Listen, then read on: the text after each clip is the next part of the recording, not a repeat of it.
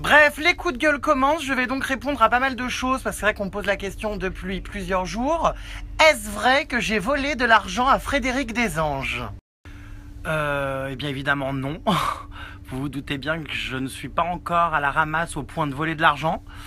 Je suis choqué, scandalisé par les déclarations de cette femme avec qui pourtant j'ai partagé énormément de choses, beaucoup de fou rire et pour qui j'avais beaucoup de tendresse. Mais je suis juste écœuré par les déclarations de cette femme avec qui pourtant j'ai partagé énormément de choses, beaucoup de fou rire et pour qui j'avais beaucoup de tendresse.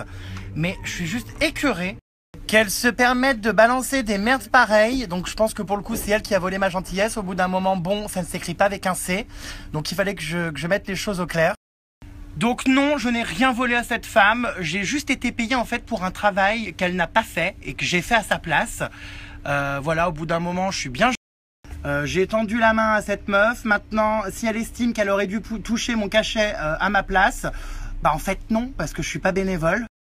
Bon, ici, mon Snap, c'est normalement un lieu où on rigole. Donc, je pense qu'il y a beaucoup d'entre vous qui ne comprennent pas et qui ne savent d'ailleurs même pas qui est cette dame. Donc, je vous mettrai l'article pour ceux que ça intéresse. Mais voilà, au bout d'un moment, j'avais besoin d'expliquer tout ça parce que si, à son âge, elle n'est pas capable de sortir les doigts du cul, d'aller bosser, de gagner de l'argent. Bref, voilà, donc au bout d'un moment, les vermines, me faire traiter de voleur, alors qu'au contraire, j'ai ramené de l'argent et que j'étais le seul à la bouquer parce que personne voulait de sa tronche. Bref, voilà, donc au bout d'un moment, les vermines, me faire traiter de voleur, alors qu'au contraire, j'ai ramené de l'argent et que j'étais le seul à la bouquer parce que personne voulait de sa tronche.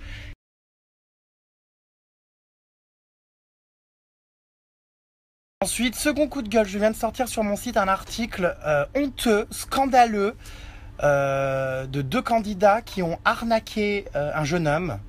Ces deux candidats, c'est Lagdar et Florian Roche, qui ont profité, on va dire, d'un état de faiblesse de ce garçon, en lui réclamant de l'argent alors que sa mère venait de mourir et qu'il venait de toucher un héritage.